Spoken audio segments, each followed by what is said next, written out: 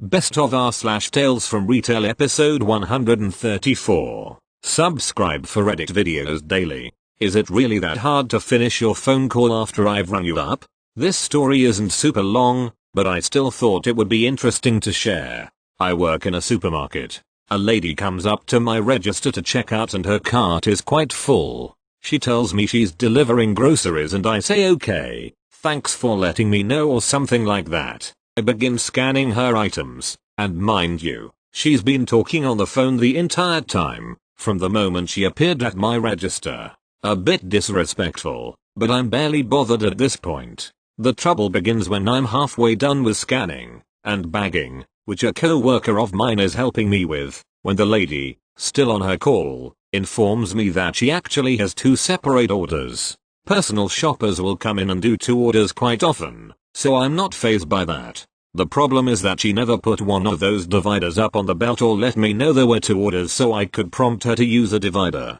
As you can imagine, now there are 2 or 3 bags fully packed, and many of those items are intended for the other order.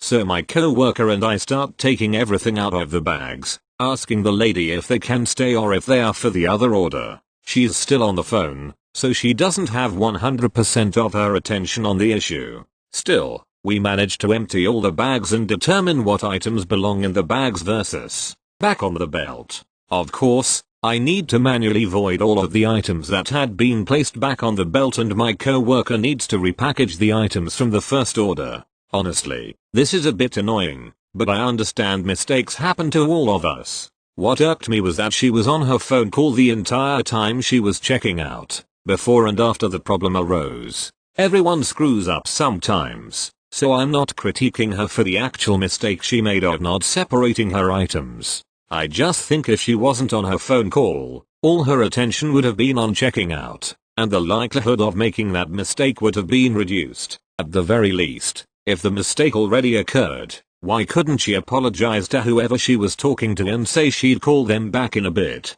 Now is the time to add a small disclaimer. I don't know for sure what she was talking about because she spoke another language. Perhaps that phone call was very important, but I doubt it. Still, I can't know that for sure because I didn't understand the language she was speaking. I don't want to call out that lady in particular, but this story is just part of a larger problem of customers talking on their phones during checkout.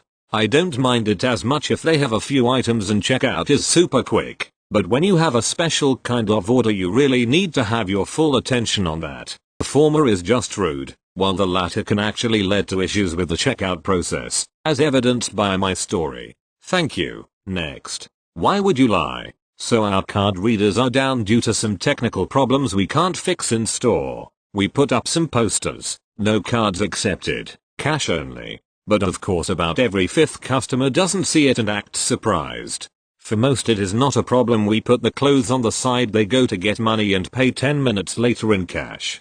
Some get angry at us cashiers and storm off, which is stupid but not really worth telling about. Just roll your eyes at a co-worker and go on. But then we have this one. C. Customer M. Me. M. Hello, scanned stuff, that would be $34.95 please. C. I'll pay by card. M. Points at big poster, I'm sorry we can only accept cash right now.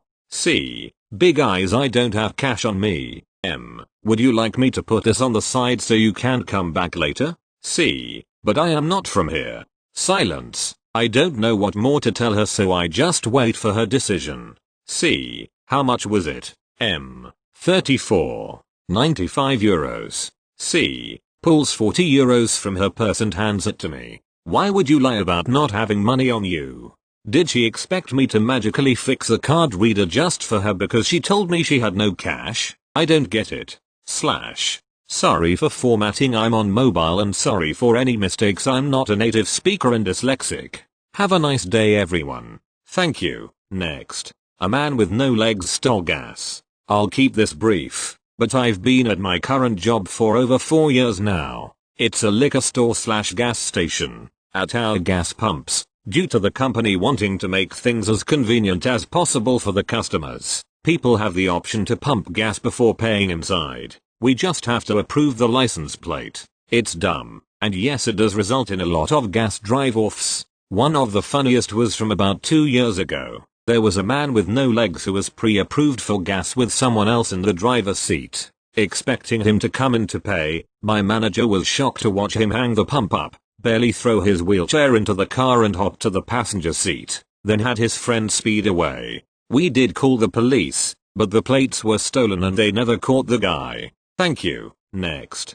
Girl OMG. Go look at the live chat I just had. Work bestie. Background. I'm a marketing manager for a relatively large industrial company. We are like the parent company, and underneath us, we have almost 20 platform companies. We are completely decentralized, which is cool, but also annoying as all companies are in different stages of welcoming online marketing tactics. This platform is one of my favorites because a really close friend of mine is my marketing contact and was the first to adopt live chat on their website. She's just the real MVP at that company. I rarely look in on the live chat, because I don't deal with customers directly, thank God. But every now and then my work bestie will message me with girl OMG. Go look at the live chat I just had. It's under seniors on fixed. And I just have to see. Cast. CSR customer service rep. CS. Customer. Bot. Thank you. Next. I got yelled at because the bananas were green. A while back, when I worked at a grocery store, a woman yells at me as I was walking by. I didn't realize she was talking to me at first until she started yelling louder. I turned around and apologized. She then proceeds to yell at me as if it was my fault that the bananas were green. She asked me to go check in the back, which I did, and all the bananas were green as well, and obviously there is nothing I can do. She then is frustrated and tells me now I have to go somewhere else and storms off. Also, the next closest grocery store is a 5-minute walk away. What was I supposed to do because the bananas were green? Also, bananas are one of those fruits that won't sell because it has brown spots. All the ripe ones were gone and it only takes a few days for bananas to ripen. Thank you. Next. Something amusing. A little funny one. M equals me. C equals customer. C2 equals second customer. He had a mask like a good guy, and I'm behind a huge plexiglass partition. I don't think there is anything else relevant to the story. M. Do you have a store, rewards card or an account? C. No. M. Okay. C. Does a credit card thing? I always say no because mumble. C2. Haha. C. Looking at me, chuckles. You're supposed to laugh. M. Hell. C2. It's a great strategy. C. Leaves. C2. Still chuckling. M. I didn't laugh because I have no idea what he said. C2. Oh, that makes what he said even funnier. M. What did he say? C2. He said he always says no because he can't hear. M. Dead. Thank you. Next.